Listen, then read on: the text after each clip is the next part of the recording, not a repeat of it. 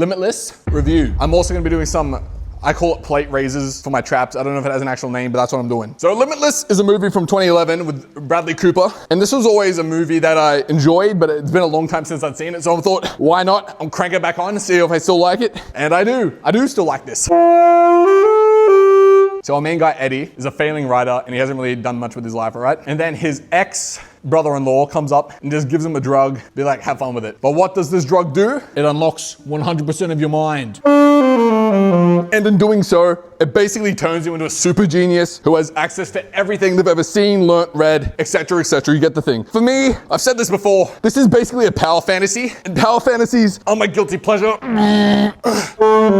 So what does Eddie do? At the start, he kind of gets his life together, cleans up his room, brings in a book that's been way overdue, and basically just get his life in order. But then the drug wears off, and obviously, he's gonna want more. So he goes back to his ex-brother-in-law, and basically been broken. He hit me with more of that stuff. It's called NZT. NZT.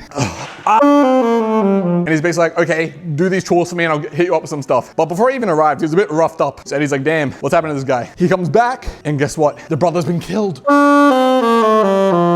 And you can tell that the house has been searched for this drug. It's clearly what there was. But he doesn't reckon they found it, so he does a quick look. He's like, wait, he's never cooked. So he checks the oven. Boom, massive supply of NZT. This movie is a lot of just montage of him doing stuff on the drug. And I really don't mind it. Like I said, basic power fantasy, I like it. And then from here, he decides he wants to make a bunch of money. He wants to do a lot of stuff. What does he get? Into stocks. And he basically becomes the messiah of stocks, okay? He becomes world-renowned basically instantly because he's doing the most insane trades, turning small money, big money, massive. And that's kind of his trajectory for most of the movie. And then towards the end, he takes a turn to politics. I'm gonna get more into how I feel about this now.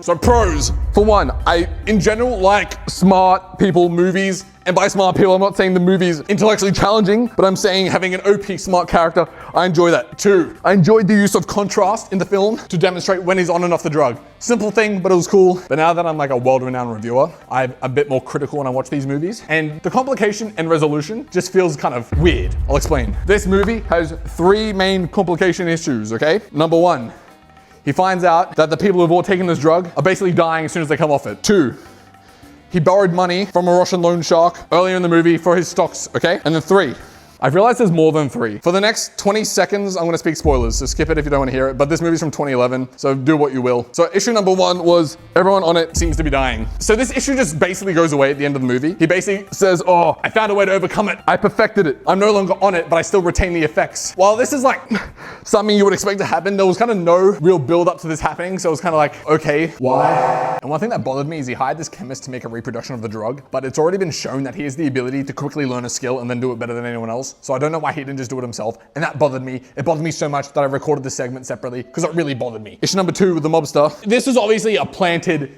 complication. This was obvious early on when it first appeared, but this mobster ends up snatching one of the NZT, and now he wants the NZT because obviously it makes him feel insane. And that issue, you gotta keep in mind, the people on NZT are meant to be smarter than basically anyone alive, and he dies just by getting stabbed. And then issue number 3, there's just been this random dude in the trench coat throughout the whole movie chasing him and his girlfriend with a knife, and it was kind of unclear who he was. And even in the end, it was kind of just like someone else on NZT, one of their henchmen to try and get more, I guess. But it was just like all of these complications just kind of resolved at once, basically. And there was no real like fulfilling end to any of them. They just kind of ended or conveniently ended. Another complication that was randomly just gone, I don't even know why I was in the movie in the end. When he started tripping out, like from being on NZT too long and he started feeling the side effects, it's implied that he killed a woman. His lawyer basically gets rid of it very quickly and nothing really comes of it. So there's maybe tension with it for 5 minutes, maybe. And then that's just over. So yeah, whatever, I guess. All aboard! And then, yeah, like I said at the end, he gets into politics, running for mayor, and he's cracked off his mind. Robert De Niro, who plays one of the main characters in this, it was like, I think he's meant to be some Warren Buffett type character. He works for a while and then he ends up trying to blackmail him at the end because he's like, I know you're on NCD. And then he's like, I don't need it anymore. Good luck. Go f yourself. But yeah, that's basically Limitless. Like I said before, I do like this movie. Looking at it back with a more critical eye, I can recognize it's not a perfect movie by any means.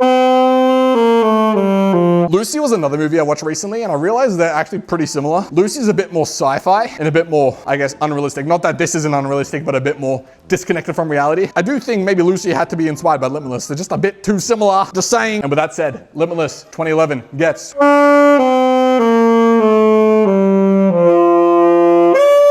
7 sexes. Yeah. Anyone can watch this movie. I enjoy it. Easy watch. Not a lot's happening. Although a lot's happening, but not a lot's happening. Does that make sense? Stay sexy, everyone.